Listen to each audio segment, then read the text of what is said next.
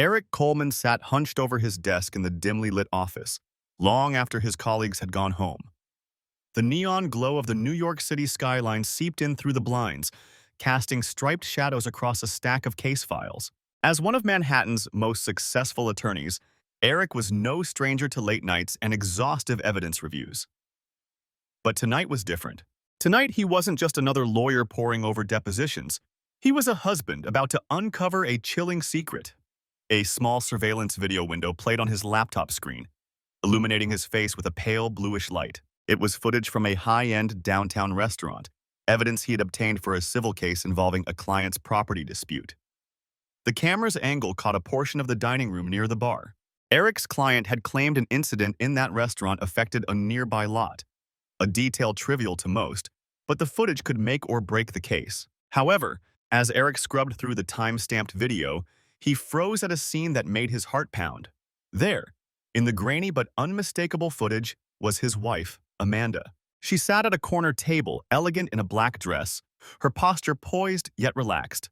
Across from her, leaning in attentively, was a man Eric didn't recognize.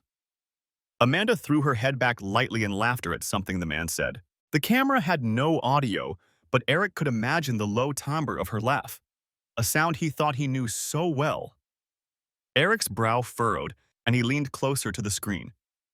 Amanda had told him she was attending an editor's meeting that evening. In fact, he distinctly remembered suggesting that very restaurant to her for a date night once, and she had replied she'd never been there before. Yet here she was, clearly comfortable, sharing drinks with a stranger in a place she claimed to have never set foot in. The realization sent a cold prickle down his neck. He rewound the footage to watch again, hoping he was mistaken. On second viewing, there was no doubt. The camera caught Amanda's face as she listened to the man, the arch of her eyebrow, the way she occasionally tucked a lock of chestnut brown hair behind her ear. All of it was achingly familiar. Eric felt a mix of confusion and dread. One question throbbed in his mind. Why is my wife here with this man, and why did she lie about it? His initial thought was an uneasy one. The obvious explanation in his line of work for secret meetings was infidelity, the oldest betrayal in the book. A knot tightened in his stomach. Amanda and he had been married for 7 years, and by all outward appearances they were a model power couple. He was a high-powered attorney with a near-perfect litigation record. She was an investigative journalist with a reputation for fearless expos. As they shared a life many would envy, full of mutual respect and understanding. Or so he believed. Eric forced himself to breathe slowly, pushing down the swirl of emotions threatening to surface. He needed more information, not panicked conclusions. If Amanda had simply been meeting a source for a story, why hide it from him? Why lie about the restaurant? It didn't add up. They often discussed her work informally, at least in broad strokes, and she'd never needed to conceal meeting a source before. The clandestine nature of it gnawed at him. He watched further. The man with Amanda was in his late 40s, perhaps, with a confident posture and a tailored suit that spoke of wealth. Even on the grainy video, Eric could make out the man's sharp features. Neatly combed dark hair, a strong jaw. The two were leaning in close over the table's flickering candle. At one point, the man reached forward and lightly touched Amanda's hand as he spoke, a gesture of familiarity that made Eric's jaw set tight. At that touch, Amanda didn't pull away. Instead, she nodded at him, offering a faint smile that Eric recognized. Her polite, professional smile.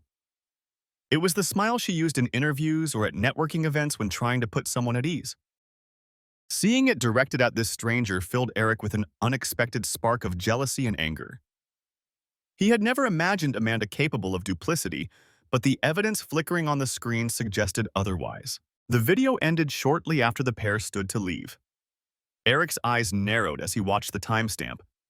They left together, side by side, and disappeared off-camera around 9:30 p.m. That was roughly the time Amanda had texted him that night, saying the meeting was running late and she'd be home by 11. Eric vividly remembered that text now, and how he'd replied with a supportive, "No problem, be safe. Love you."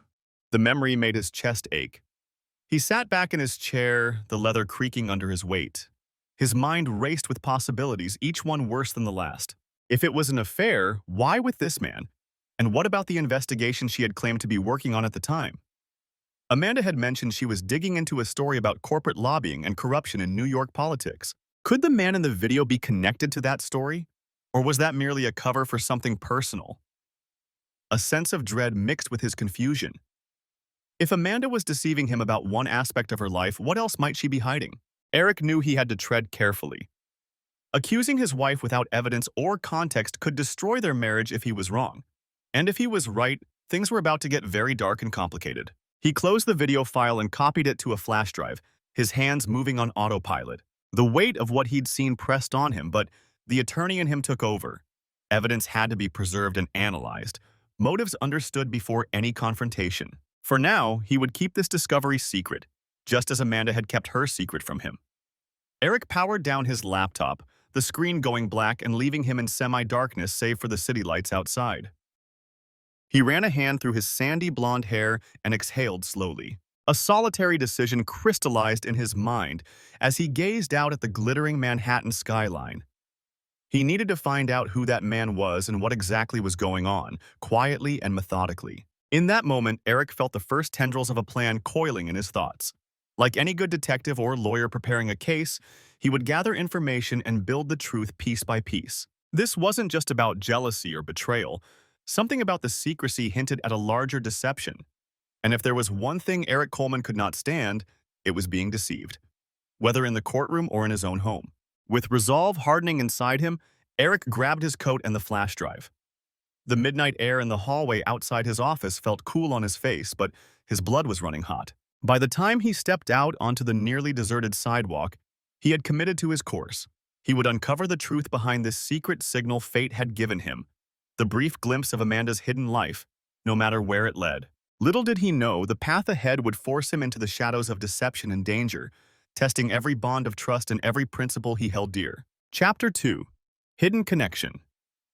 Eric rose the next morning with only a few hours of restless sleep behind him.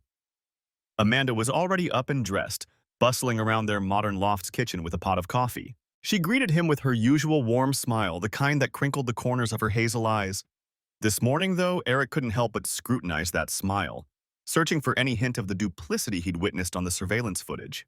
It looked as genuine as ever, which made him feel a pang of guilt for harboring suspicion, and a surge of determination to get answers. "Morning, sleepyhead," Amanda teased lightly as she poured him a cup. She was dressed sharply in a navy blouse and pencil skirt, ready for another day chasing leads. "Big case keeping you up?" Eric forced a slight grin, wrapping his hands around the warm mug. "Something like that. What about you? Off to the paper early today?" "Mm-hmm," she nodded, sipping her coffee. "I've got a briefing with my editor. We might run my lobbying piece next week if all goes well." Her tone was casual, but Eric didn't miss the subtle excitement underneath. Amanda lived for the thrill of exposing the truth. It was one of the things he admired most about her, and that made the mystery of last night's discovery all the more baffling. "That's great," he replied evenly. He took a seat at the kitchen island, eyes on her. "This is the big corruption investigation, right? The one you've been working on for months?" She paused momentarily, just a fraction of a second, before replying, "Yeah, if it pans out, it could ruffle some feathers in City Hall." She flashed a grin. "Don't worry. I'll make sure you're not friends with any of the people I'm about to roast." Eric chuckled softly, but his mind was whirring. City Hall, lobbying. It aligned too neatly with what little he knew about the man from last night. He decided to probe gently. "You never did tell me who the main target was. Some bigwig, isn't it? What's his name again?" Amanda was rinsing her mug. She glanced over her shoulder. "I didn't? Huh. Maybe I was keeping it under wraps until I had all the evidence lined up." She smiled playfully. "You lawyers and us journalists both appreciate confidentiality, you know." He smiled back, hiding the tension in his chest. "True, but now that it's almost ready, can I get a sneak peek? Who's the villain of the week?" She wiped her hands on a dish towel and walked over, planting a kiss on his cheek. The gesture felt normal, loving, yet Eric was acutely aware of a distance he hadn't felt before. "I'll tell you very soon, I promise. Maybe tonight, if the meeting with my editor goes well. For now, I should run. Wish me luck." "Good luck," he murmured, giving her a quick hug. As he held her, he realized his heart was pounding. If she noticed, she didn't show it. In a whirl of perfume and clicking heels, Amanda was out the door and off into the city. Eric set down his coffee the moment the door closed. The friendly morning banter had given him a critical clue. Amanda still hadn't named this mysterious lobbying figure she was investigating, not even to him, and she deftly avoided it just now. That confirmed his suspicion. The man from last night must be the central figure in her investigation, and she was deliberately keeping his identity from Eric. He returned to his home office nook, where shelves of law books and case binders lined the walls. Booting up his personal laptop, Eric decided it was time to identify the man in the video. The image of his face was etched in Eric's memory. He opened a web browser and started searching recent news on lobbying scandals and New York politics.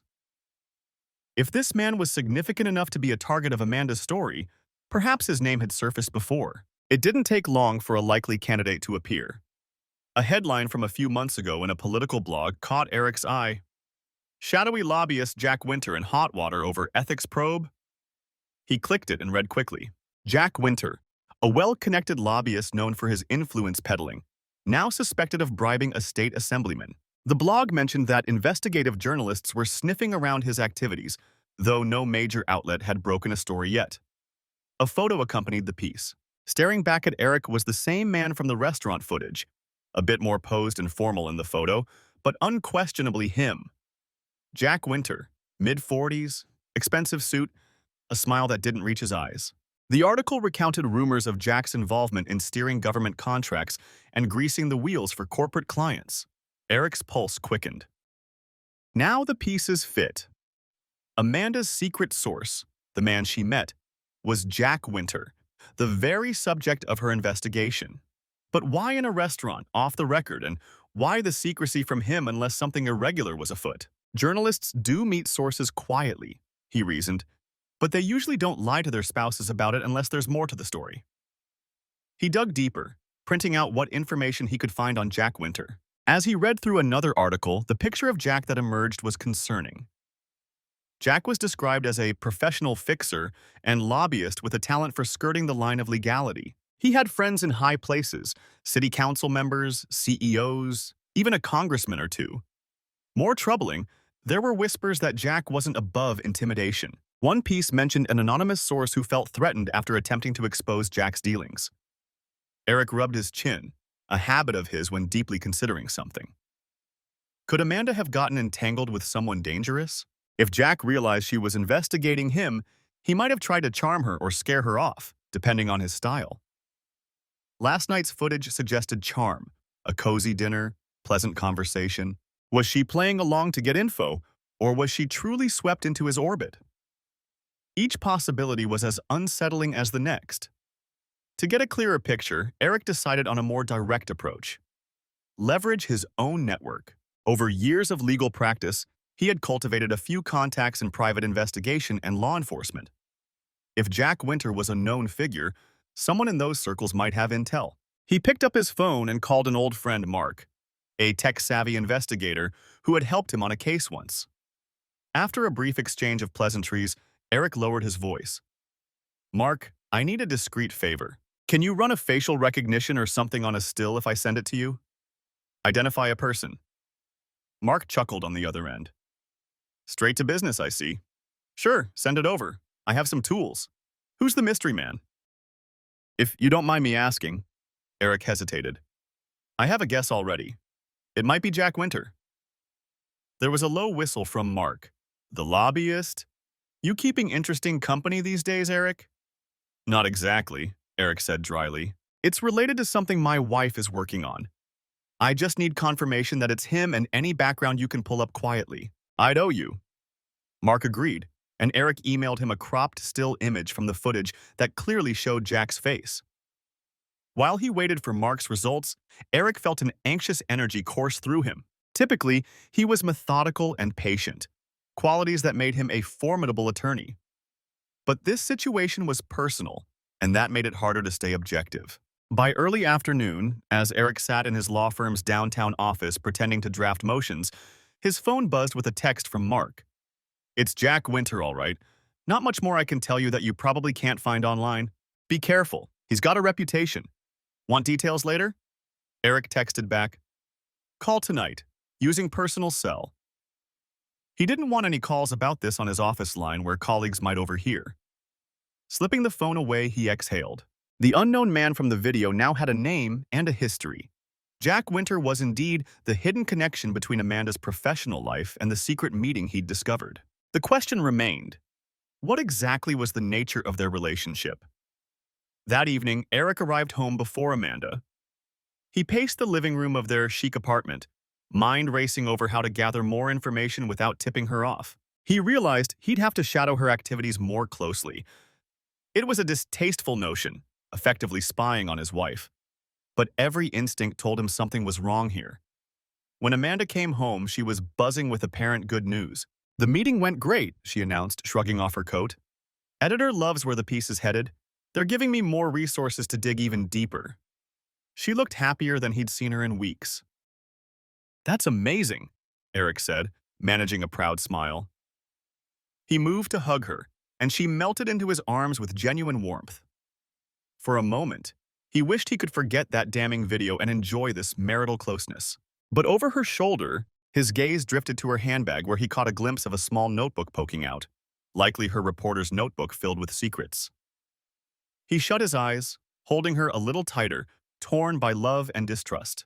Later that night, as Amanda showered, Eric gently unzipped her handbag, which she'd left on a chair. He felt a pang of guilt, but pressed on. Inside, among the usual wallet and phone, was indeed her slim, moleskin notebook, the kind she always carried for interviews. He opened it, scanning quickly. Amanda's neat handwriting filled several pages with notes, dates, names, arrows connecting key points. Near yesterday's date, he saw a brief entry.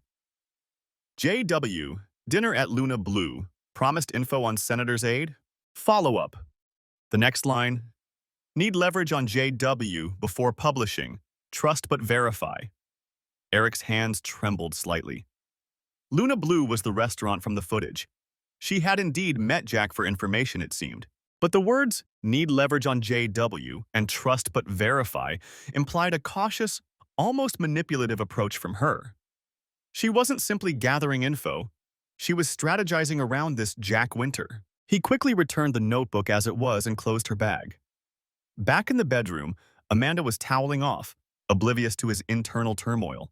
They chatted about mundane things, his day at court, a funny story from her newsroom, and eventually settled into bed. Amanda drifted to sleep, but Eric lay awake, staring at the ceiling. He pieced together what he knew. Amanda had been meeting Jack under the pretense of source meetings, keeping it secret from him. She wanted leverage over Jack and was carefully managing his trust. Why? Perhaps to extract bigger revelations or to protect herself. But leverage suggested possibly blackmail, or at least holding something over Jack's head. That was beyond standard journalism practice. It was more like the kind of tactic Eric's clients might use in legal negotiations, a game of pressure. The deeper Eric delved, the murkier it became. If Amanda was playing a dangerous game with a man like Jack Winter, she could be in over her head. Or worse, maybe she was in control and enjoying it. Eric wasn't sure which possibility scared him more, his wife as a naive dupe in a powerful man's hands, or as a calculating participant in a high-stakes scheme. One thing was certain, he couldn't confront Amanda yet, not without understanding the full picture. He needed more proof and insight. And he needed it without alerting her, at least until he decided what to do. In the early hours of the morning, Eric finally felt exhaustion overtake him. As he closed his eyes, a final thought drifted through his mind. Keep digging. The truth is hidden, but within reach. If Jack Winter was the hidden connection, Eric would find out exactly how deep that connection went, and at what cost it might have been forged. Little did he know that each answer he uncovered would only raise the stakes, pulling him further into a dangerous web of deceit and ambition. Chapter 3. Survival Game. A week passed with Eric gathering slivers of information whenever he could, all while maintaining the facade of a loving, oblivious husband. The strain was taking its toll. Dark circles formed under his eyes from late nights, and his smiles at home felt increasingly forced. Amanda, engrossed in her work, seemed not to notice his inner turmoil. She was often out at odd hours, ostensibly chasing leads or meeting contacts. Each time she offered a vague explanation, Eric nodded supportively, even as distrust coiled tighter around his heart. The break in the stalemate came one rainy evening. Amanda had returned home late, shrugging off her damp trench coat and apologizing for missing dinner. "One of those days," she sighed, heading straight to the bathroom for a hot shower. Eric managed an understanding smile and told her he'd warm up leftovers. As she disappeared down the hall, she left her work bag and phone on the kitchen counter. Eric's pulse quickened at the sight of that phone, her personal lifeline to this secret world. He had resisted outright snooping so far, hoping to find answers through other means, but an opportunity was staring him in the face. He tried to ignore it at first, busying himself with plating some food. But then, as if the universe itself intervened, her phone buzzed and lit up with a new message notification. On the lock screen, a preview banner popped up. In bold letters, it showed a contact name, JW, and the beginning of the message: "Can't wait to see you tomorrow. Usual place at 8. Have news?" Eric's breath caught. Tomorrow at 8, usual place. Jack was arranging another meeting, and clearly this wasn't their first. Usual place implied a routine rendezvous. Without fully thinking it through, Eric picked up her phone. The device was unlocked, perhaps from Amanda having just used it, granting him full access to the messaging app. A mixture of guilt and adrenaline surged through him as he opened the conversation with JW. What he found made his stomach churn. The message he'd partially seen continued. "Have news that will blow things open. We're in the endgame now." The casual wink emoticon from Jack felt like a mockery as Eric read it, but it was the history above that message that truly rocked him. Scrolling up, he saw weeks and weeks of back-and-forth texts between Amanda and Jack Winter. They had been communicating frequently, often late at night or early morning. Some messages were innocuous enough on the surface, discussing meetings, exchanging tidbits of information, but others had a tone that was unsettlingly intimate. One from Jack a couple of nights ago read, "Dinner was amazing. Talking with you is the highlight of my week," followed by a heart emoji. Eric's hand trembled slightly as he continued. Amanda had replied, "It was great, I agree. And thanks for the tip about the commission hearing. My editor ate it up. We make a good team." A good team? Eric felt a flush of anger at those words. He read on. "Jack, anything for you. You deserve that promotion. After this, they'll have to give you lead investigative reporter." Amanda, "That's the plan. And don't forget our deal. Once I'm in a higher position, I can ensure your side of the story is heard. No surprises." Jack, "I trust you. You're one of the few I do. By the way, got confirmation our mutual friend will be at the gala next week. Perfect opportunity to introduce you. It's all set." There it was. Explicit acknowledgement of a quid pro quo. Amanda was coordinating with Jack. He'd feed her information to advance her career, and in return, she'd presumably soften her story or allow him to shape how he was portrayed. Ensure your side of the story is heard. It was a stark betrayal of journalistic ethics, not to mention marital trust. Eric continued reading, skimming through more messages that revealed the progression of their alliance. Amanda often pressed Jack for more evidence or leads, at times dangling the prospect of delaying the article or framing it favorably. In one exchange, when Jack expressed worry about a whistleblower, Amanda responded, "Relax. I haven't mentioned you by name in any drafts. I can keep you out of it if you help me get something bigger. We both win." Eric ran a hand over his face. Amanda was effectively bargaining with the truth, leveraging her investigation for personal gain. It was more cold-blooded than he ever imagined she could be. Not only was she deceiving him, she was compromising her integrity to climb the ladder at work. The woman he saw in these texts was a far cry from the idealistic reporter he thought he knew. Further up, older messages hinted at how it started. A couple of months back, Amanda texted Jack, "I think we got off on the wrong foot in our interview. I'm only after the facts. Perhaps we could talk off record?" It seemed Jack had initially been wary of her, likely during a formal interview. But she lured him in with an offer of off-the-record chats, and soon those chats moved to private dinners and confidential deals. One message made Eric's blood run cold. It was from about a month ago from Amanda to Jack. "I'm putting a lot on the line, too. If my paper knew I was meeting you like this, my job could be at stake. But it'll be worth it when I land that story on Senator Keating's secret accounts. Then I'll have the influence to protect us both." Darker motives indeed.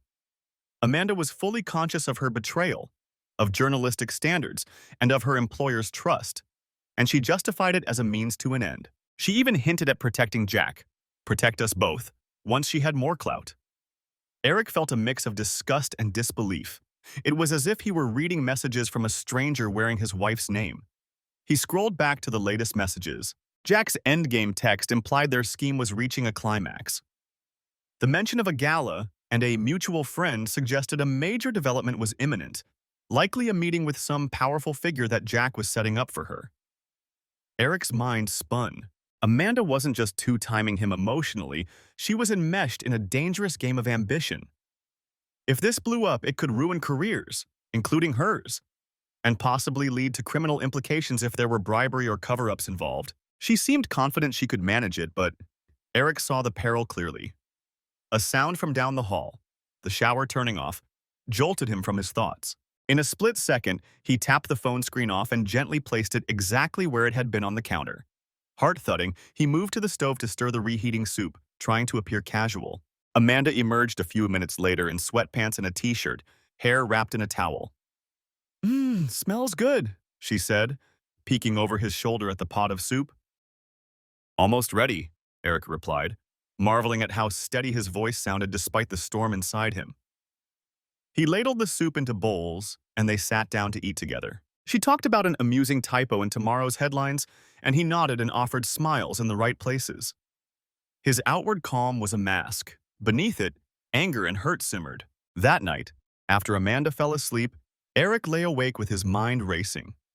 The depth of Amanda's deception and her calculated pursuit of success at any cost left him feeling ill. Not only had she been meeting Jack under false pretenses, but she was actively manipulating the situation. He realized that Amanda had been leading a double life for months, one as the principled journalist she presented to the world, and another as a schemer using her investigation for her own agenda. He rose quietly from bed, unable to stay still. In the darkness of the living room, he replayed fragments of their life together, looking for signs he might have missed. Had she always been so ambitious? Yes, she was driven, but he'd admired that. Had it crossed into ruthlessness? He remembered how fiercely she fought for certain stories, how disappointed she was when passed over for a promotion last year. Perhaps that had planted the seed that she needed a big break at any cost. Eric also recalled her recent changes, the late nights, the guarded phone calls. At the time, he'd attributed it to the intensity of a big scoop. Now it all aligned under a more sinister explanation. She wasn't just doing her job. She was breaking the rules to secure a better position, betraying vows and ethics along the way. A part of Eric's heart ached terribly. This was the woman he loved, the partner he trusted with his life. To find out she was capable of such deceit shook him to his core. But another part of him, the part trained to seek justice and truth, hardened with resolve. If Amanda was entangled in something illegal or unethical, he couldn't simply ignore it. She was his wife, but she was not above accountability. By the time dawn's early light crept through the windows, Eric had made a decision. Confronting her directly in anger could lead to more lies or drive her further into secrecy. Instead, he needed to outmaneuver her, to expose the full scope of this scheme in a way she couldn't talk herself out of. He thought of Jack Winter's so-called mutual friend at the upcoming gala. That suggested Jack had allies, likely other players in this political game. If Jack had competitors or enemies, perhaps they would be very interested to know what he and Amanda were up to. Aligning with them could serve a dual purpose: bring down Jack and force Amanda's hand. It was a risky path. Essentially, Eric would be leveraging one side of a corrupt circle against another, but he felt he had no choice. Amanda was in too deep for a gentle intervention, and Jack Winter was too dangerous to confront alone. Eric suspected that this was now a game of survival for Amanda. She was playing Jack in the system to survive and rise in her career. And if so, he would have to play just as hard to ensure the truth surfaced. He knew one thing for certain: he couldn't involve the authorities or Amanda's employer just yet without concrete proof that would stand up. What he had were texts, obtained by snooping, which might not hold weight, and his own observations. To truly stop this, he needed undeniable evidence and perhaps an element of surprise. Steeling himself, Eric accepted that he was about to walk a morally gray line. He would do what was necessary to save his wife from her own worst impulses, or at least to stop further harm from being done. If it meant setting a trap and collaborating with unsavory characters, so be it. As the city outside stirred awake, Eric finally returned to bed. He had only a short time before he needed to head to work, but sleep was impossible. Lying next to Amanda's peacefully sleeping form, he felt a hollow pang.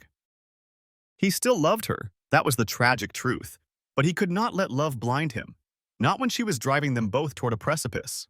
He whispered in the dawn light, voice barely audible, "What have you done, Amanda?" The only answer was the soft rhythm of her breathing.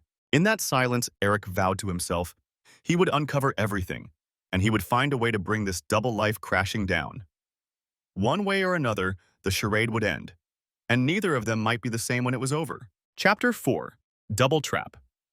2 days later, Eric found himself in a secluded booth at a low-key midtown whiskey bar, far from the usual upscale spots he and Amanda frequented. This was the kind of place where the lights were dim, the music soft, and privacy was respected. Across the table sat a man Eric had contacted through careful channels that morning, a man with every reason to resent Jack Winter. Anthony Tony Garza was a lobbyist of a different stripe.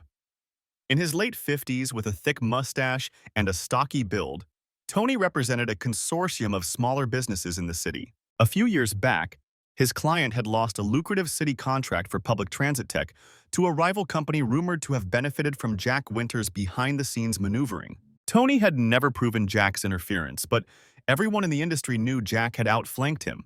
The bitterness in Tony's eyes as he swirled his drink told Eric that wound hadn't healed. Eric had reached out under the pretense of seeking advice on a delicate political matter, and Tony, ever curious about an attorney like Eric calling him, agreed to meet.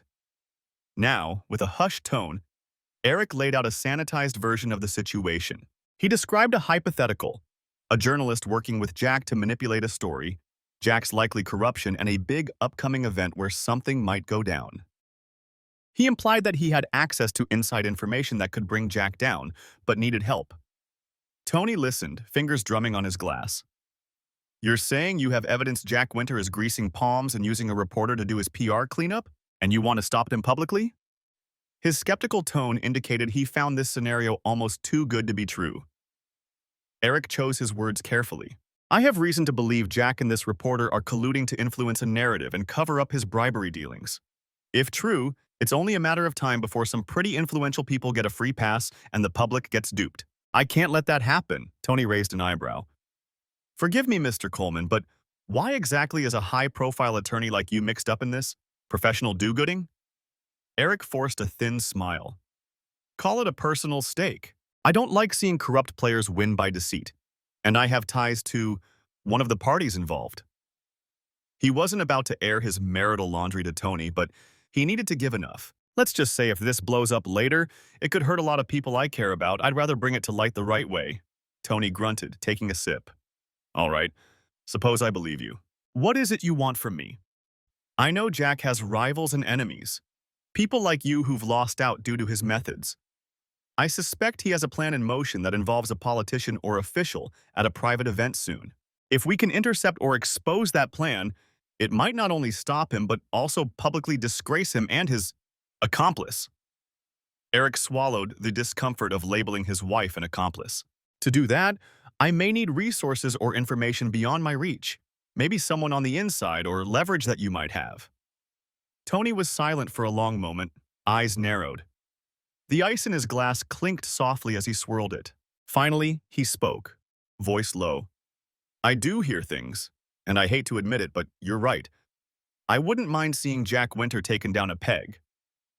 However, going up against him directly is tricky. He's slippery, and he's got friends. If I stick my neck out and this turns into a fight, I better be sure I won't lose my head." Eric understood the unstated question. He reached into his jacket and pulled out a folded printout of a photograph, a still frame from the restaurant video clearly showing Jack and Amanda at the table, heads close together. He slid it across to Tony. "This is from earlier this week. That's Jack with the reporter I mentioned at Luna Blue.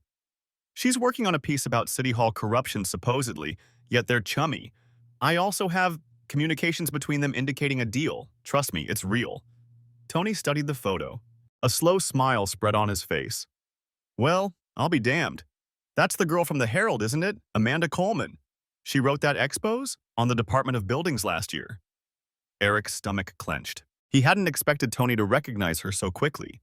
It was a reminder of how public her work was. He maintained composure.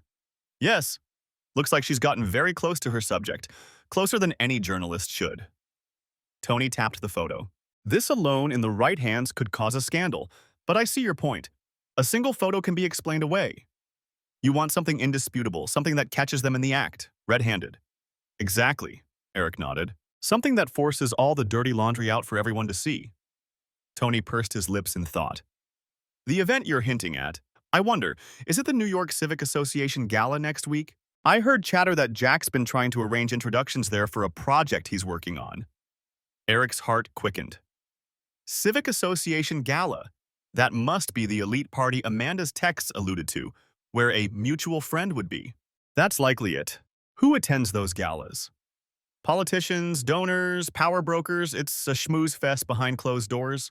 If Jack's up to something, he might use the noise of the gala to push a deal or solidify a bribe with fewer eyes watching closely. Eric leaned in. Can you get me in there? Or someone who can help on the inside? Tony chuckled. I'm not exactly on the invite list of that crowd, but he paused, considering. I do know someone who might be going, an old acquaintance in the PR world who sometimes works those events.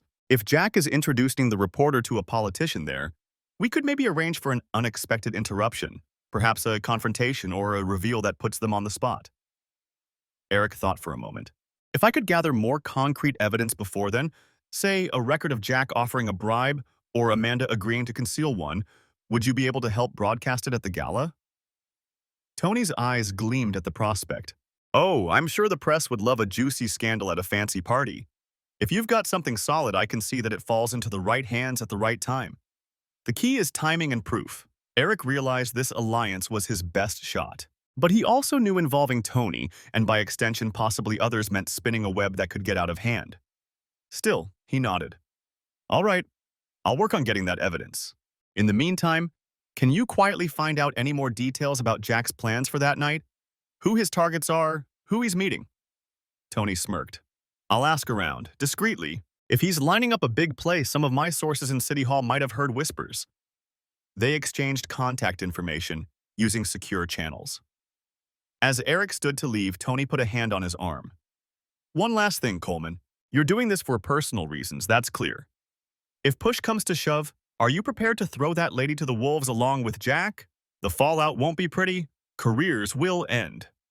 Eric felt a heavy weight in his chest. He looked Tony in the eye. I'm prepared to expose the truth, whatever the consequences. It was not a direct answer, but it was all he could give. The truth was he was still conflicted. Part of him wanted to protect Amanda from ruin, even now. But another part knew that she'd made her choices. If he protected her, he'd become complicit in her deceit. He couldn't do that. Tony studied him for a second, then released his arm and nodded. Fair enough. Stay safe. Jack won't hesitate to play dirty if he senses a threat. Eric left the bar with a strange mix of purpose and disquiet. The rain had let up outside, leaving the streets glistening under streetlights. As he walked, he replayed the meeting. He had just taken a momentous step, conspiring with one of Jack's rivals to set a trap. It felt like stepping into a minefield. One wrong move, and everything could blow up in his face. To gather the evidence needed, Eric realized he might have to push Amanda further, let her continue thinking she was safe until the opportune moment. It was a dangerous game. If she even suspected he was onto her, she might panic or retreat, and then Jack might vanish into the wind. Conversely, if Jack suspected a trap, he could turn on Amanda or bury his tracks before they could be uncovered. That night, Eric began phase 2 of his plan. He encouraged Amanda in her endeavor, feigning support. Over dinner, he brought up the Civic Association Gala casually. I heard about that big gala next week, the one at the Hilton. My firm's donating some tickets to it for a charity auction. Are you covering it for the paper? Amanda, in the middle of twirling spaghetti on her fork, blinked in surprise. The Civic Association event? No, not officially. It's closed to press mostly. Why do you ask? He shrugged lightly. Oh, just heard it mentioned at work. Those events always sound so stuffy. Lots of speeches, I bet. She laughed. Yeah, rich people toasting themselves, not my scene. There was a flicker of something in her expression, a hesitation, and she added, though sometimes journalists go as guests or plus ones, off the record. You can learn a lot informally. Eric nodded, trying to appear indifferent. Makes sense. Good networking, I guess. She just smiled and changed the subject, but Eric caught the way she avoided elaborating. It was a near confirmation that she was likely attending, probably as Jack's plus one, or under his arrangement. As the days edged closer to the gala, Eric fed what he could to Tony. Through a burner phone, he forwarded a selection of the incriminating texts he'd saved from Amanda's phone, enough to prove the collusion without revealing how he got them. Tony, in turn, updated him. Word was that Jack intended to facilitate a secret meeting that night between Amanda and a U.S. senator who was key to a large infrastructure bill. The implication was that Jack wanted Amanda to run interference on a brewing scandal involving that senator, likely trading her silence or positive coverage for an exclusive story down the line. It was exactly the kind of bigger fish scenario Eric suspected. If Amanda helped whitewash the senator's involvement in corruption in exchange for a career-making scoop later, it would be a new low.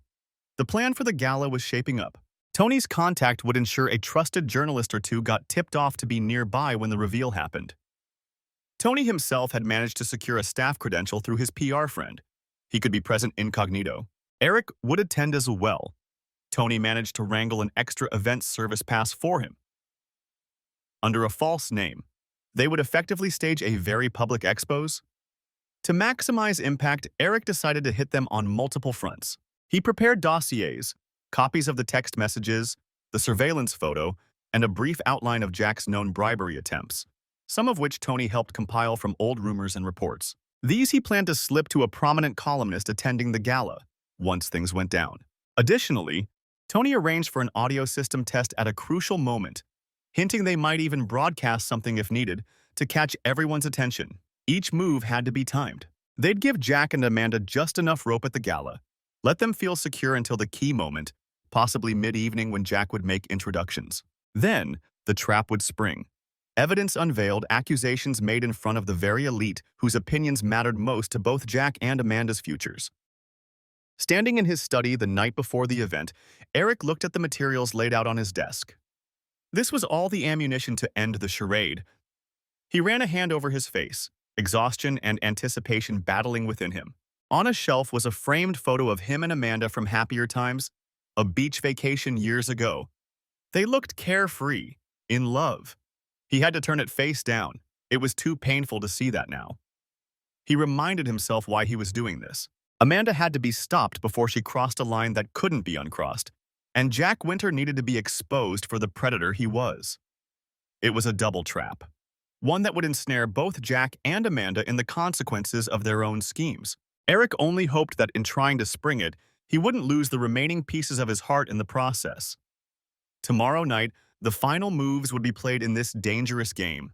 Eric prayed silently that he had accounted for everything, because if not, the entire plan, and perhaps his life as he knew it, could come crashing down.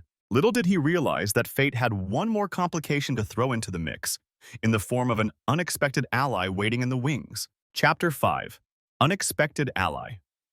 On the morning of the gala, Eric was finalizing the last details of his plan when a knock on the door of his office startled him. It was not yet 8 a.m., and he wasn't expecting any clients. He opened the door to find a man in a dark gray suit with a no-nonsense expression. Eric recognized him instantly, Special Agent Ryan Holt of the FBI. For a heartbeat, Eric's stomach dropped. Agent Holt was the last person he expected to see. They had crossed paths years ago when Holt spearheaded a federal fraud case against one of Eric's high-profile clients. Eric had managed to get the client acquitted on a technicality, much to Holt's frustration. The agent had a reputation for tenacity and a near-fanatical pursuit of justice. Their past encounters had been frosty at best. Agent Holt, Eric said, masking his surprise with a polite nod. This is unexpected. What can I do for you? Holt stepped into the office without waiting for an invitation, a slight edge in his movements. He was in his mid-40s with close-cropped brown hair and keen blue eyes that missed nothing. Mr. Coleman, I'm here about Jack Winter. Eric closed the door, heart thumping. Did Holt somehow know everything? Was Eric now a suspect for snooping around the edges of an FBI investigation? He kept his face neutral. Jack Winter? I'm aware of him, yes. Why is the FBI coming to me about this? Holt studied Eric for a moment before speaking. We're aware that you've been in contact with Anthony Garza and others regarding Mr. Winter. The Bureau has an active investigation into Winter's lobbying activities, suspected bribery, influence peddling, fraud. We also know there's an event tonight that Winter plans to use to further an illegal scheme. He paused, eyes narrowing. What we didn't know, until recently, was why a defense attorney like you might be circling around this. Care to enlighten me? Eric felt a bead of sweat between his shoulders. Lying to an FBI agent was a crime in itself, and Holt was not someone to trifle with. Perhaps honesty, or a version of it, was his best path. He gestured to a chair, taking a seat himself. Agent Holt, I won't pretend I'm not involved, but I'm not aiding Jack Winter, quite the opposite. I have personal reasons to want him exposed. Holt remained standing, arms crossed. Personal reasons named Amanda Coleman, perhaps? Eric's jaw tightened at the mention of Amanda. So the FBI had connected those dots too. I see you've done your homework. A flicker of what might have been sympathy crossed Holt's stern face. I know she's your wife. I also know she's been meeting Winter. Frankly, we've been monitoring Winter's communications to build our case. And that's how we caught wind of some messages with a reporter that troubled us. We were in the process of seeking more evidence on that front when suddenly Tony Garza's name popped up, and a known associate of his was communicating with someone about a planned exposure at this gala. We traced that to you. He finally sat down across from Eric. Imagine my surprise when I realized the lawyer who beat me in court is now playing vigilante in a case I'm working. Eric couldn't help but allow a small smirk. Not vigilante, Agent. I prefer to think of it as a concerned citizen assisting law enforcement, albeit without their knowledge. Holt didn't return the smile. Going rogue, you mean? You nearly blindsided a federal operation. Did it occur to you to reach out to us? Eric met his gaze evenly. Frankly, no. When I discovered my wife's involvement, my first thought wasn't to call the FBI. It was to protect her and expose Winter in one move. I didn't know how far she was complicit, and I was afraid that if I didn't handle it personally, I might lose the chance to save her from herself. Holt considered that quietly. I can understand the impulse, but you need to know we've been building a case on Winter for over a year. We have evidence of him bribing at least 2 city officials and 1 state senator. We're close to having an indictment. The last thing we need is a civilian spectacle that could jeopardize the chain of evidence or scare other targets into hiding. Eric felt a chill. If the FBI had a long-running case, his stunt could indeed complicate things, but it could also bring immediate results. With all due respect, Agent Holt, Jack Winter is about to orchestrate something tonight that might corrupt a U.S. senator's actions. I understand you want a clean case, but I have an opportunity to stop it in its tracks and, frankly, to hold Amanda accountable too before she becomes as bad as the people she's pursuing. Holt leaned forward, resting elbows on his knees. We can't allow a major public scene with multiple powerful people unless it's controlled. But we also see the value in what you've gathered. He pulled out a folder from his inner jacket.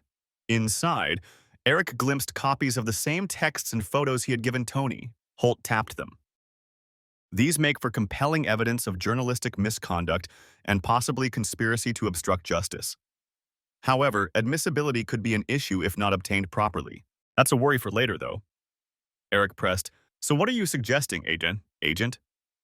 Holt drew a breath and his posture shifted subtly. I'm suggesting we work together, as unlikely as that sounds. I didn't come here to shut you down. I came to ensure we're coordinated. The Bureau intends to move on Winter soon. We could accelerate that to tonight, given this convergence at the gala, but we have to be smart. Eric nodded slowly. Coordinated how? I already have a plan with Tony to reveal everything in front of the attendees. Holt shook his head. Tony Garza is a wild card. He didn't loop us in, probably wanted to settle a score. We've brought him up to speed now and he's willing to follow our lead. If we do this right, we can arrest Winter at the gala with evidence in hand, and also publicly lay out his wrongdoing so none of his friends can quietly cover it up. As for Amanda, he trailed off, studying Eric. Eric finished the thought. As for Amanda, she'll be caught in that net. You plan to charge her? Holt's face hardened a fraction. That depends on what exactly she's done. The texts indicate she might have promised to bury information, which could be a form of conspiracy or aiding and abetting. At minimum, her career will be over. Whether she faces charges, that might depend on her cooperation afterward. If she's willing to testify against Winter or others, the DOJ might cut her a deal. But I won't lie to you, she isn't walking away clean. Eric absorbed that silently.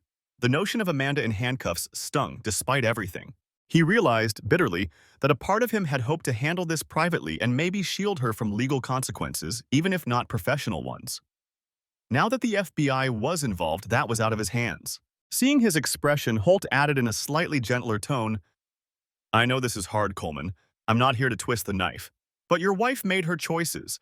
My job is to uphold the law, even if it's messy. Frankly, it's better you're on our side for this. It might give her a better chance in the long run if you can persuade her to do the right thing once it all breaks open. Eric managed a tight nod. Understood. What's the plan then? Holt laid it out succinctly.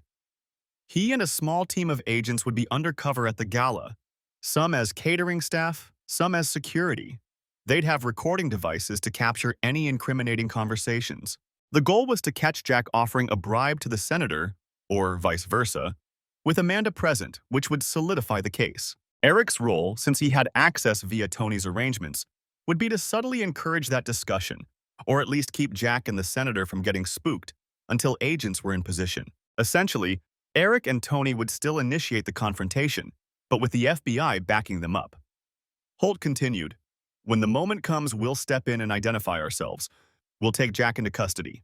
The evidence you have, those documents, we'll make sure they surface to the press after, through official channels or leaks, so that public pressure is there. We'll also need you to maybe give a statement or at least corroborate how this came to light. It won't be a secret that you were involved. Eric breathed out slowly. It was becoming very real. And Amanda? Holt gave a slight shrug. If she's there standing with Jack when it goes down, that's up to her reaction. She might be detained for questioning on the spot. Or we might simply publicly reveal her role and let her employer and the fallout handle the immediate punishment.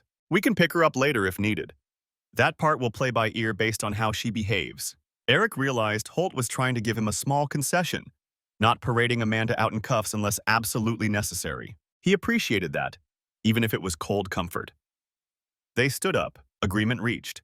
Before leaving, Holt offered his hand. Eric shook it, a firm, brief handshake between two men who had been adversaries and now found common cause. I never thought we'd be on the same team, Holt admitted quietly. Neither did I, Eric replied. But I'm glad you came. This could have gone haywire. Holt almost smiled. It still can. Let's make sure it doesn't. As the agent left, Eric felt an odd sense of relief wash over him. For the first time since this ordeal began, he wasn't alone in carrying the burden. A professional, one who had once been on the opposite side, was now watching his back. It lent a certain gravity and legitimacy to what was about to happen. Throughout the day, final preparations were adjusted. Eric informed Tony that the FBI was involved now, much to Tony's surprise. Together, they mapped out signals and timing for the evening. Tony would still play the part of instigator if needed, perhaps by challenging Jack in conversation, while Eric stayed close to Amanda to observe and perhaps nudge her into a revealing statement. The presence of hidden agents meant that every word could be evidence. As dusk fell, Eric dressed in a simple black suit, blending in as one of the many staff or attendees who would be at the venue. When he told Amanda that afternoon that he'd be working late on a case, it struck him as almost darkly ironic. He was indeed working a case, one that she was central to. She barely looked up from her laptop, consumed by anticipation of the night's encounter she thought would skyrocket her career. She kissed him goodbye distractedly, already focused on the role she'd play that night as Jack Winter's confidant. Eric left their home with a heavy heart, knowing that when they next saw each other, everything would have changed. In the taxi to the hotel where the gala was being held, Eric gazed out at the city lights. The skyscrapers loomed, impassive witnesses to the drama about to unfold in one of their gilded halls. He felt the weight of what was coming, the endgame of this dangerous charade. The unexpected ally in Agent Holt gave him confidence that justice would be served, but it also meant the situation was beyond his control now. As the car pulled up, Eric steeled himself. The stage was set and all the players, Jack, Amanda, the unsuspecting elites, the FBI, and himself, were about to converge. One way or another, by the end of the night, the truth would be laid bare under the sparkling chandeliers of New York's high society. And Eric prayed that in that moment of reckoning, he would have the strength to face whatever consequences came for Amanda, for Jack, and for himself. Together with his erstwhile adversary, now ally, he stepped into the opulent lobby, ready to see the plan through. It was showtime. Chapter 6. Public Fiasco. The grand ballroom of the Hilton shimmered with opulence. Crystal chandeliers cast a warm glow over round tables draped in ivory linens. New York's power brokers milled about in tailored tuxedos and designer gowns, champagne flutes in hand. Conversation hummed beneath the gentle strains of a string quartet in the corner. This was a world of curated smiles and subtle deals, precisely the kind of environment Jack Winter thrived in. Eric navigated the crowd dressed as one of the event staff, a white service jacket over his suit and a tray of empty glasses in hand. It was his cover to move freely. His eyes scanned the room, quickly finding the key players. Jack stood near the dais, exuding confidence as he chatted with a heavy-set man, Senator Roger Keating, the very lawmaker Jack had targeted. Keating looked a bit uneasy, tugging at his collar. Clearly, he wasn't comfortable with whatever covert conversation they were having. At Jack's elbow, radiant in a silver evening dress, was Amanda. She looked every bit the successful journalist at ease among elites, a polite smile on her face as she listened. But Eric saw the tension beneath her polished exterior, the slight stiffness in her shoulders, the way her eyes stayed sharp and observant. She was likely nervous, knowing tonight could make or break the gambit she'd been playing. Eric's chest tightened at the sight of her. He hadn't seen her all day, and now here she was unknowingly standing on the trapdoor he helped build. He forced himself to focus. Stationed by the doors, Agent Holt, masquerading as event security in a dark uniform, caught Eric's gaze and gave a faint nod. Two other agents were circulating as well, dressed as waiters. Tony Garza was across the room, blending in as a guest thanks to a borrowed tux, sipping a drink and eyeing Jack from afar. The plan was in motion. Eric drifted closer to Jack's group, pretending to collect used glasses from a nearby table, all the while tuning his ear to the conversation. "Completely off record, Senator," Jack was saying in a low tone to Keating. "Amanda here is willing to ensure the article about the contract scandal highlights the reforms you're proposing, rather than the—" Senator Keating cut him off, voice gruff. "Jack, I don't like discussing this here. Too many ears." His eyes flicked around, passing over Eric without a second thought, and then to Amanda. "And I'm not so sure I'm comfortable with any understanding about press coverage." "If this comes out," Amanda interjected smoothly, leaning toward the senator. "Senator Keating, I understand your concern. Truly. My goal is to get to the truth and inform the public. And if the truth is that you weren't aware of your aide's actions in that contract bidding, I will report it as such. All I'm asking for is your perspective and perhaps an advance look at some documents." Keating held up a hand. "I told you, I will get back to you on that." "Not here." Jack placed a reassuring hand on Keating's back and steered him slightly away from Amanda, lowering his voice further.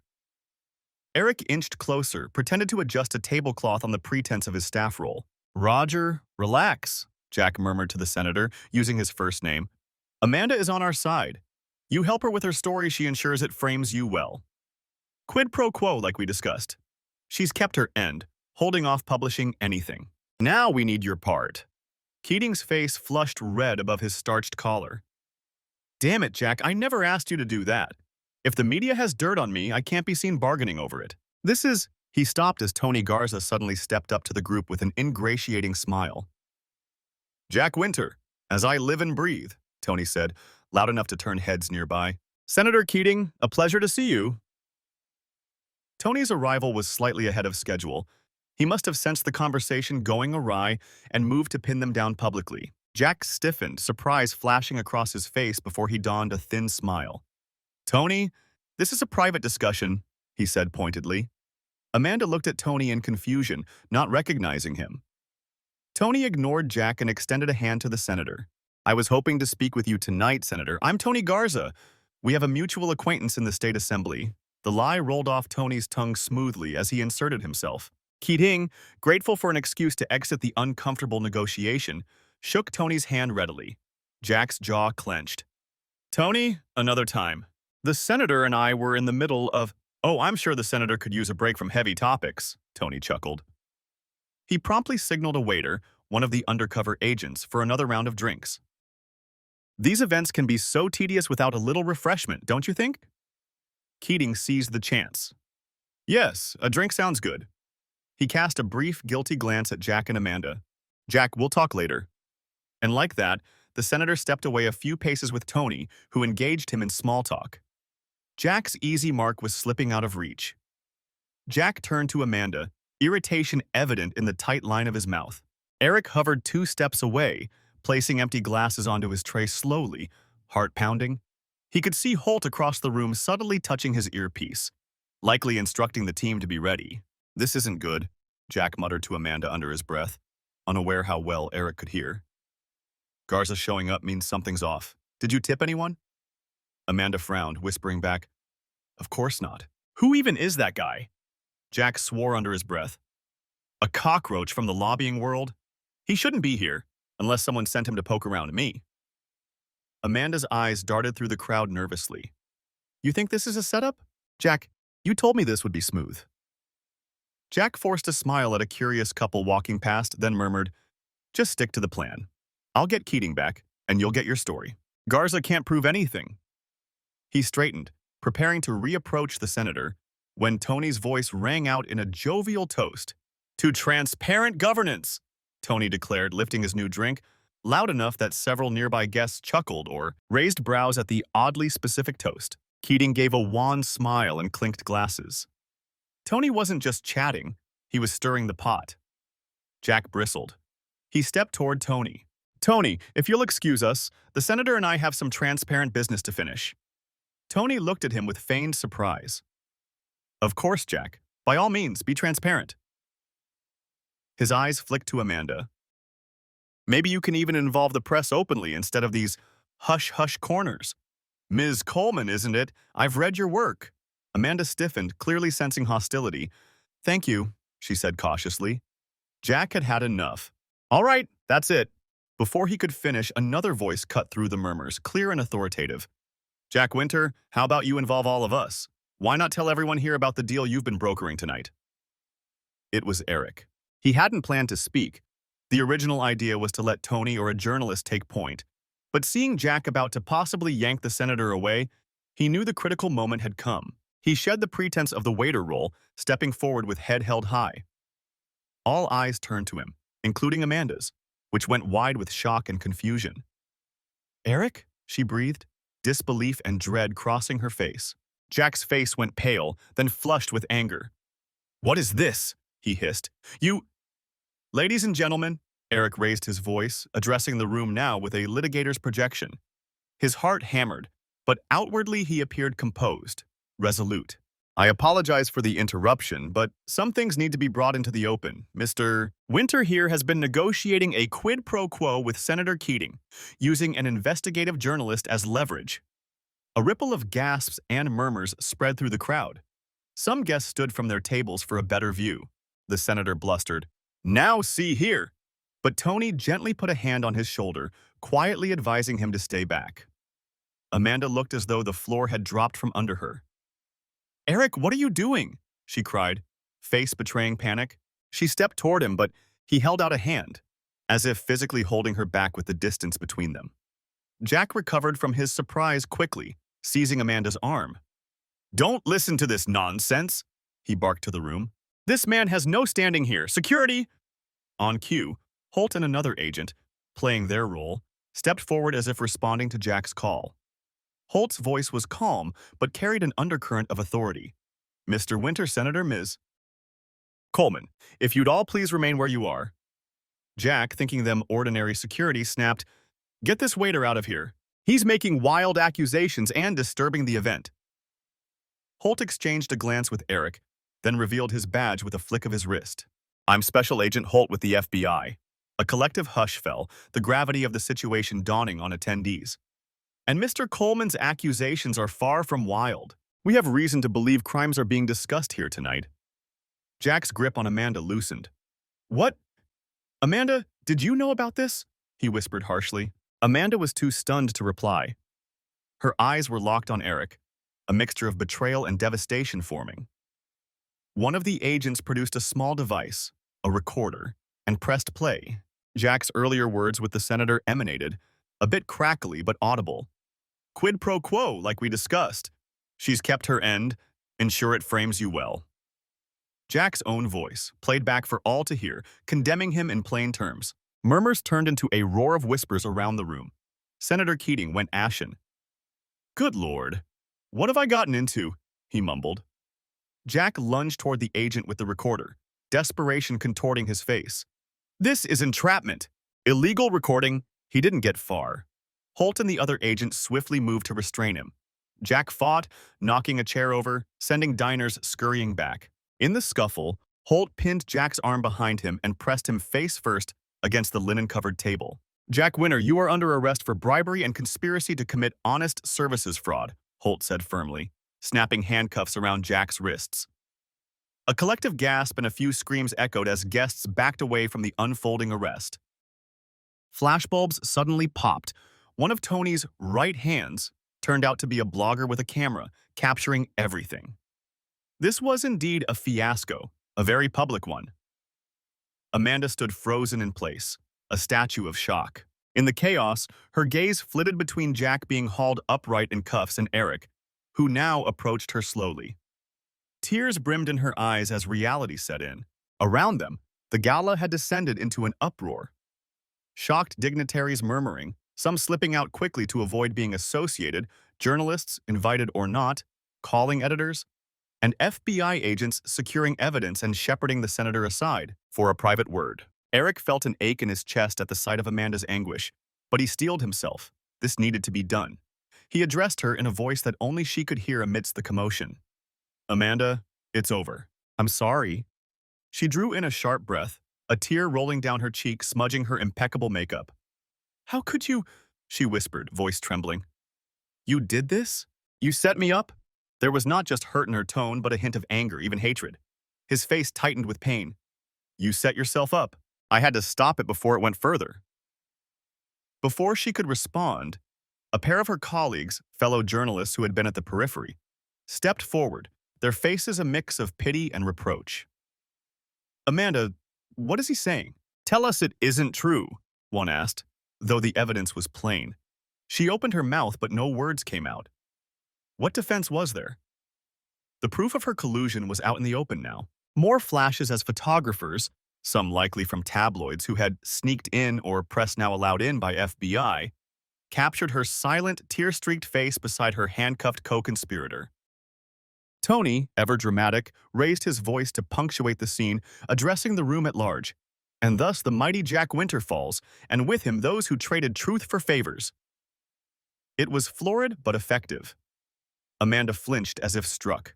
Holt guided the now subdued Jack toward the exit, reading him his rights. Jack's eyes blazed with fury as he passed Amanda. You stupid girl, he snarled quietly, breaking his polished veneer at last. Did you plan this with your husband all along? You used me. She shook her head desperately, reaching towards him, but he was pulled along. All this for nothing, he spat before being pushed forward.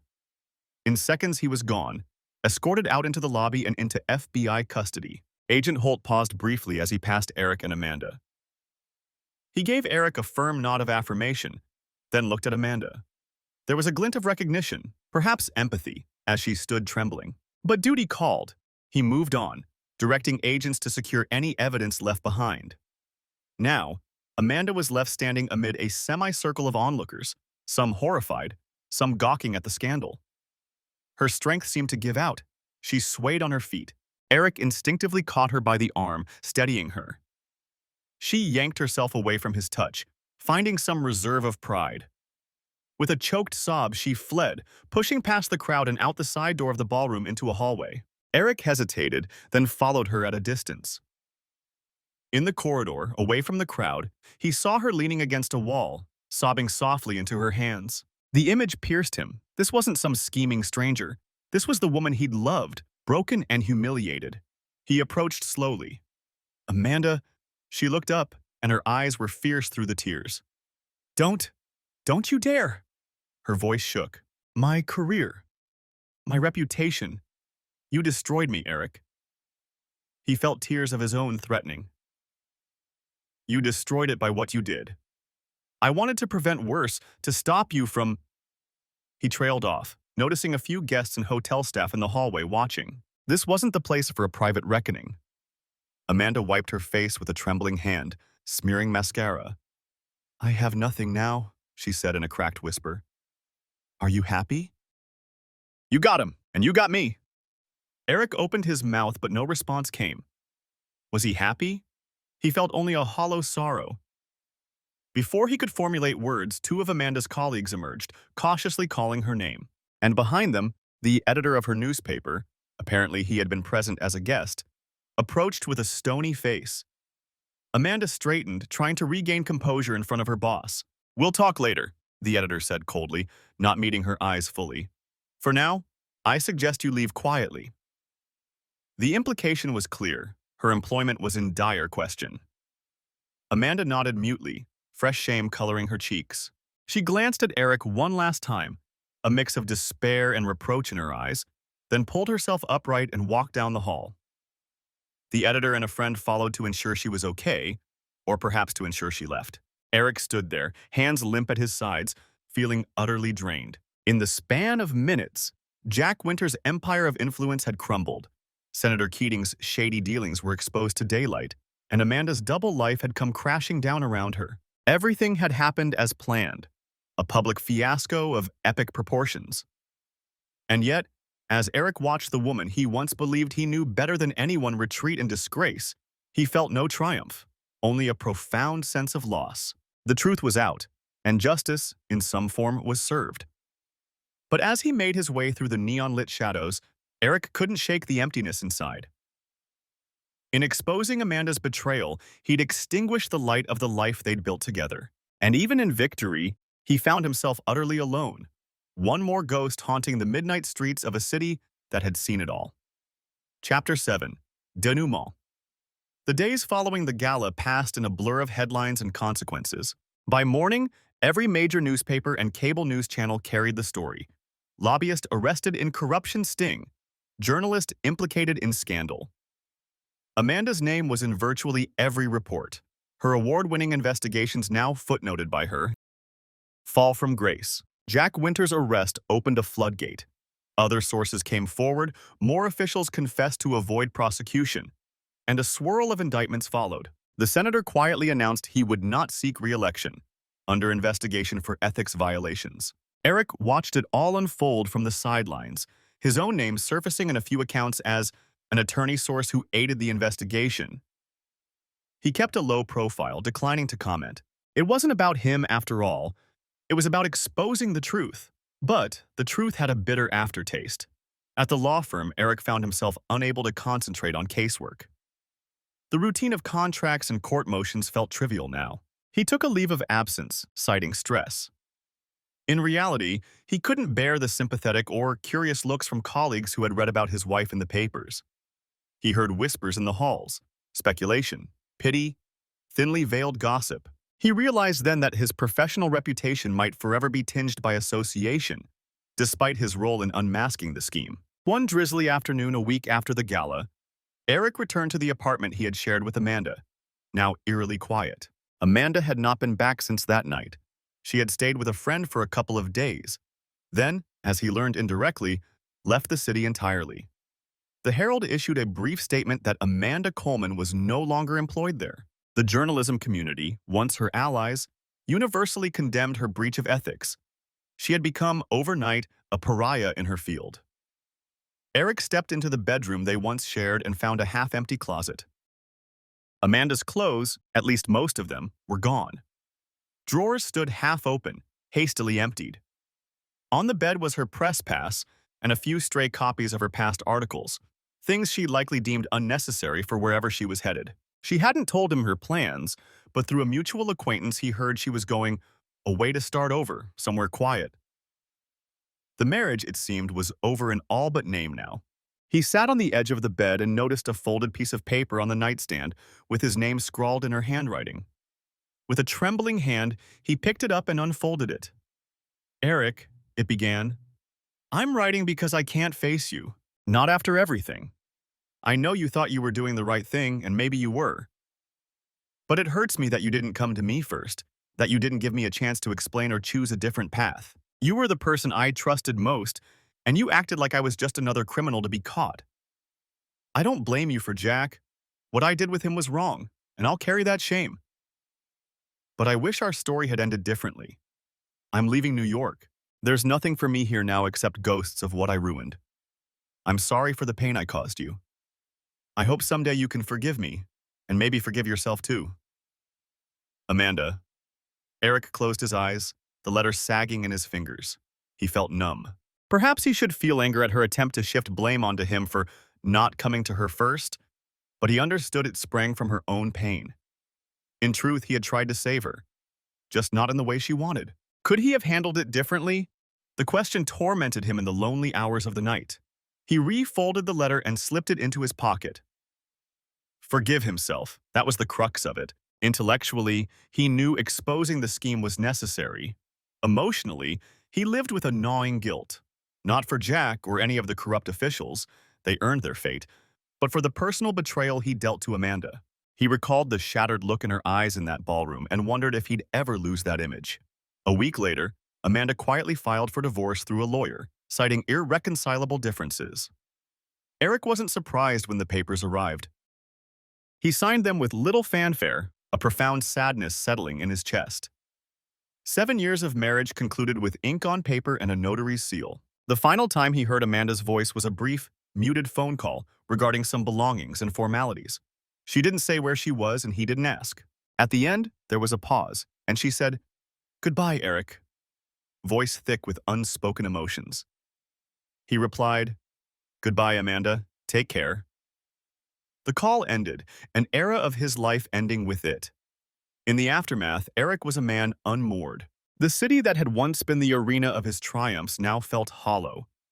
He had played a high-stakes game and won, but in victory he found only hollow relief and profound loss. A small consolation came from Agent Holt, who met him for coffee one morning as a debrief turned into a personal check-in. Holt commended Eric for his courage and confided that without his spur-of-the-moment intervention, they might not have nailed the senator's complicity. "You did a good thing," Holt said. "It might not feel like it, but you likely saved a lot of people from future harm by bringing this to light." Eric appreciated the sentiment, but it did little to quell his internal turmoil. Holt, perceptive as ever, added, "When we pursue justice, sometimes we pay a price. You're not the only one to lose something in the line of duty, if you will. Just don't lose yourself." Don't lose yourself. Those words stuck with Eric. In the following months, he tried to resume his routine. He won a few more cases, made partner at the firm in name, partly due to the positive publicity of the Winter case. But his heart wasn't in the fight anymore. Every courtroom argument felt like play acting. The law had been his arena, but now he saw its limits and its coldness. More and more he found himself daydreaming at his desk, gazing at the skyline, yearning for something simpler, more honest. He avoided the social scene. Invitations to dinners and fundraisers went unanswered. His few close friends tried to draw him out, but he remained polite and distant. He sold the apartment he and Amanda had shared. It was too full of ghosts. He moved into a furnished, short-term rental, telling himself it was temporary until he decided his future. One sleepless night, Eric wandered into a small, independent bookstore that stayed open late on a whim. The smell of paper and coffee was comforting. He struck up a conversation with the gray-haired owner, a former Wall Street analyst who had quit to sell books and find his soul again, as the man put it with a wry smile. Eric found himself returning to that bookstore often, seeking solace in the quiet aisles, sometimes picking up a novel, often leaving empty-handed but a little more at peace. It dawned on him gradually that he was done with the law. The sharp-edged life of high stakes and moral compromise had taken enough from him. What he yearned for was a chance to start anew, to do something that brought him calm and maybe even a bit of happiness. The revelation was both terrifying and liberating. Here he was, a successful attorney at the peak of his career contemplating walking away. But then he thought of the endless nights of anxiety, the betrayal, the emptiness of his luxury apartment, and it seemed not only reasonable but necessary. In late autumn, Eric announced his retirement from the firm. Partners were stunned. Some tried to dissuade him. Others, he sensed, were eager to snatch up his client list. But his mind was set. He finalized the divorce quietly in the same period, signing the last documents that severed the final legal bond to Amanda. With that chapter closed, he felt both sorrow and a strange lightness. Before the year was out, Eric Coleman left New York City. He chose a small town upstate where he had once spent summers as a child. A place with tree-lined streets and a pace of life measured not in billable hours, but in friendly chats at the grocery store and afternoons by the river. It was the antidote his soul craved. The day he left, he stood for a moment on the sidewalk in Manhattan, taking in the towering skyline. He had loved this city, and it had loved him back at times, but now it felt like an arena of a battle he no longer wished to fight. With a final exhale, he turned his back and walked toward a new, quieter horizon. In doing so, Eric hoped this was not just an ending, but the beginning of his own denouement, a resolution where he might find peace after all the upheaval. Little did he know, fate still had kinder things in store for him, even after so much pain. The final chapter of his story remained to be written in a place far from the shadows of skyscrapers and scandal. Chapter 8, Redemption. 1 year later, on a mild spring morning, Eric stood outside a quaint little storefront on the main street of a sleepy suburb. Above the door, painted in tasteful navy blue script, hung a sign, Second Chance's Bookshop. The name had felt appropriate, not just for the pre-loved books lining the shelves inside, but for himself. A bell tinkled as he unlocked the door and stepped in. Sunlight slanted through the front window, illuminating motes of dust dancing in the air. The smell of old paper and freshly brewed coffee, he'd added a small cafe corner to the shop, greeted him.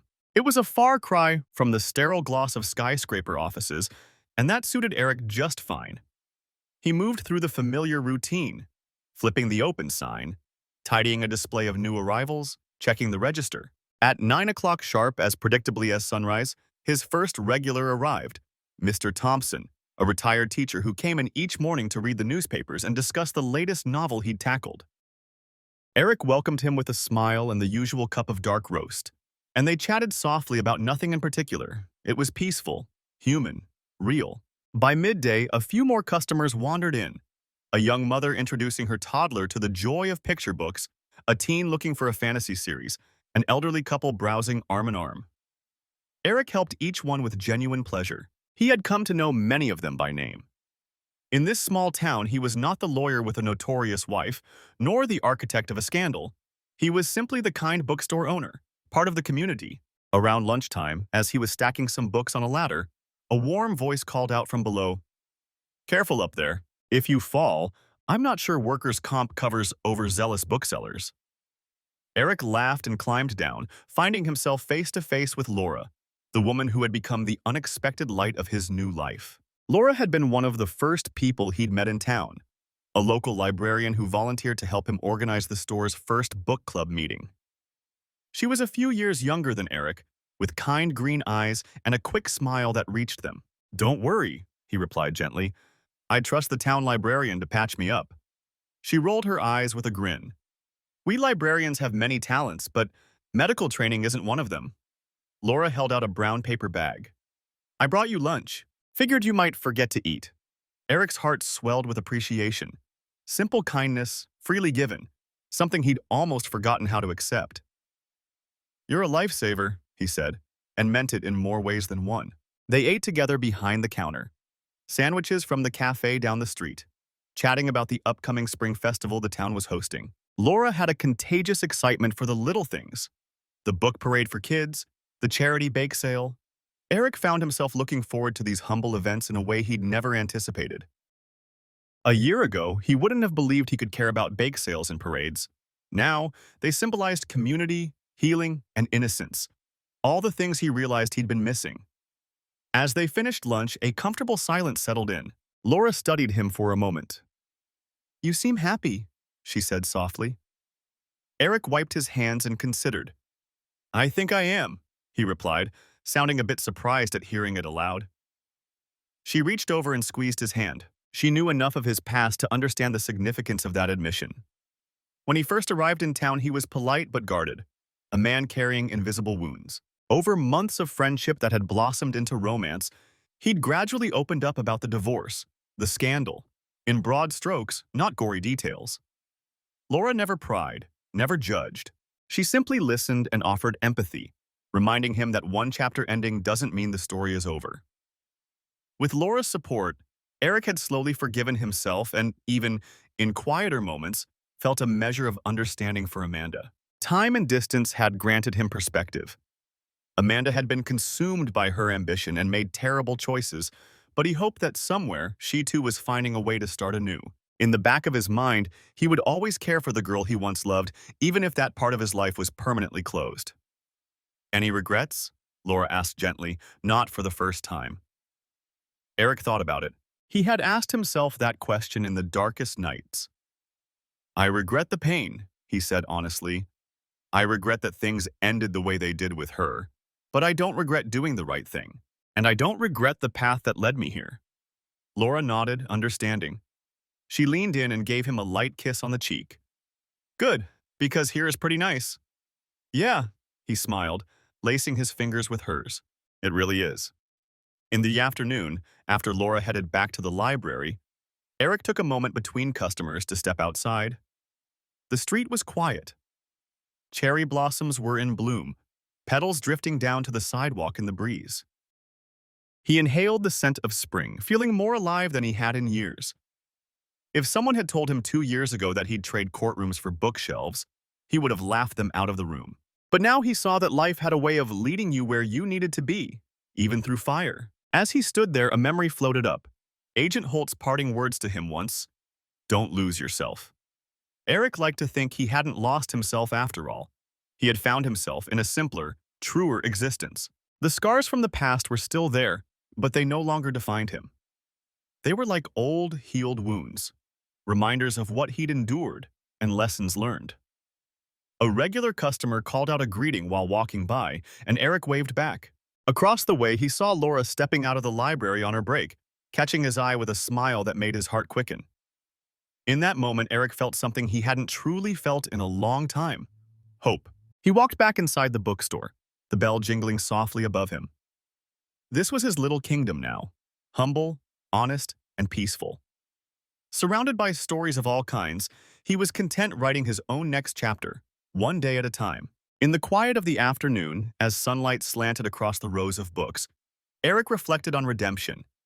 It hadn't come as a grand gesture or a dramatic epiphany, but in the slow, steady rebuilding of a life. It was in each kind word, each new friendship, each act of love and trust he allowed back into his world. He had been through darkness and emerged into dawn. And as he helped a young girl find a book on the shelf, Eric realized that the bitterness of the past had given way to something new and sweet. He had redeemed not only his life's direction, but also his faith in goodness. The shadows of last year were long behind him.